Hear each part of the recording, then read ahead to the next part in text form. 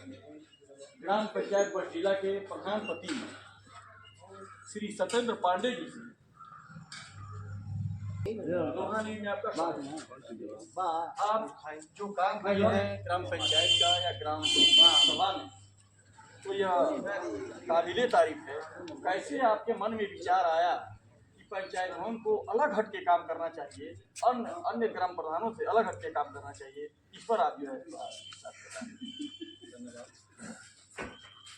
क्योंकि बचपन से ही मेरे अंदर कुछ नया करने का हमेशा जज्बा रहा है और कोशिश रही है और करते रहे हैं।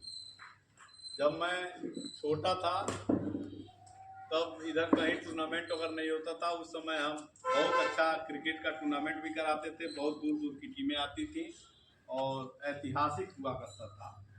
तो बचपन से ही हमारे अंदर कुछ नया करने का हमेशा वो रहा है सोच, और हमने वैसा ही काम किया है। बाकी प्रधान लोग परंपरागत जो काम है उसको करते हैं, लेकिन हम उससे हट करके जो भी काम किया। अच्छा पांडे जी, एक चीज़ और आ रहा है कि मैं सुना हूँ कि आपने अलग हट के पैसा इस पर खर्च किया है पंचायत भवन में, तो किस लिए खर्च? पैसा कमाने के मकसद से किया या आपने जनता को दिखाने के लिए किया?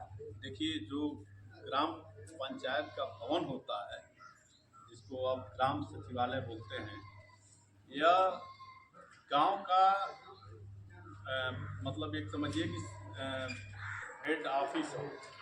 जैसे प्रदेश के लिए सचिवालय होता है, उसी तरह से गांव के लिए यह सचिवालय है, यह मुख्य भवन है। गांव का एक कहीं टाली रखा जाता था, कहीं कल्टीवेटर रखा जाता था, मतलब लगता ही नहीं था कि हमारे गांव का प्रशासनिक भवन है और यहाँ पे होना चाहिए। तो हमारे मन में जब हम ग्राम प्रधान नहीं थे तब भी सोचते थे कि जब हम ग्राम प्रधान होंगे तो उनका गेट वगैरह जो है अच्छा बनवाएंगे, यहाँ बैठने का व्यवस्था अच्छा करेंगे।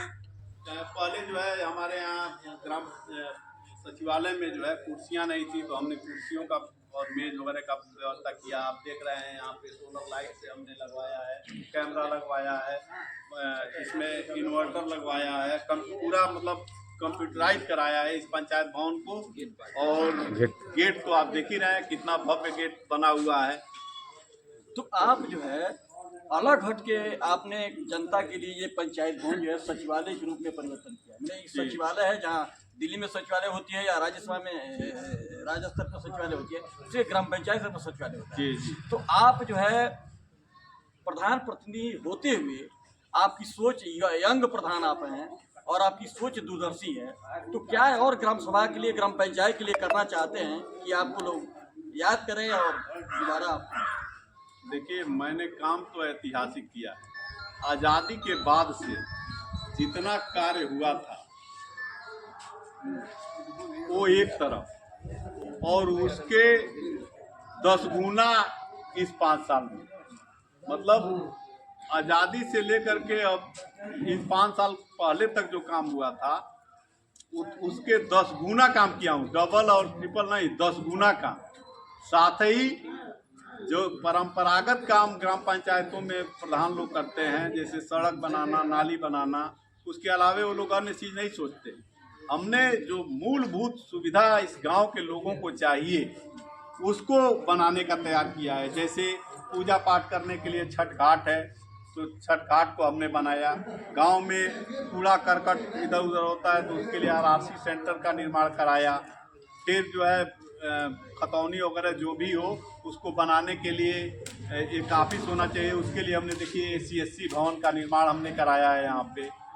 इसमें इस भवन में खतौनी वगैरह चाहे जो भी किसानों से संबंधित, गांव के लोगों से संबंधित कागजात होते हैं वो यहाँ तैयार किए जाएंगे। अच्छा, ये चीज़ और है कि आपने जो है, आप बोल रहे हैं कि अपने पास से मैंने पैसा खर्च किया है पंचायत सचिवालय बनवाने के लिए, तो क्या उसका बजट भी तो आता है? और आदमी, मैं ही सवाल पूछ रहा हूँ, आम आदमी सवाल पूछता है।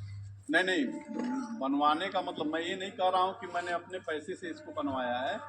अभी व्यय हमने किया है, अभी इसका मतलब वो पेमेंट नहीं हुआ है, पेमेंट इसका बाद में होगा। और अपना पैसा जो लगाने वाला मैं बात किया हूँ, तो गांव में जैसे बहुत सारी सुविधाएं इस तरह की हैं जहां मैं व्यक्तिगत पैसा खर्च करता हूं। जैसे बिजली व्यवस्था कहीं भी खराब होता है तो उसको मैं व्यक्तिगत स्वयं पैसा खर्च करके उस काम को कराता हूं। पहले चंदा लगा करके लोग काम करते थे, तो चंदा इकट्ठा करने में हफ्ता दिन लग जाता था, तो वो काम होने में 10 दिन लग जाता था।